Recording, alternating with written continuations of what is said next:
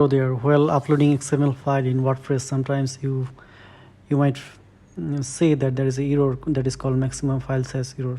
So this is common problem in WordPress website, and there are a lot of solutions you can try. One simple solution that you can try in your cPanel. So first you need to log into your cPanel.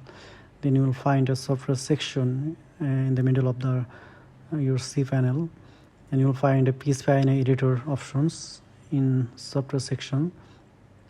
So upon clicking the PSPINA editor, you will check the domain name. So this is very important. So for this domain name, you will find a lot of options which are being listed, and in that list you will find the option maximum file size option. Here you can update your file size according to your needs. So we just update it, and we will try again. You can see the screen, and we run the importer. We will upload again. You will see whether it works or not. Basically, you can try in another two solutions. If this simple solution doesn't work, that is, you can create customize a PSPINA editor file or HTXS. So it works actually. So this is a simple solution. So I think it will work for you. Thank you for watching.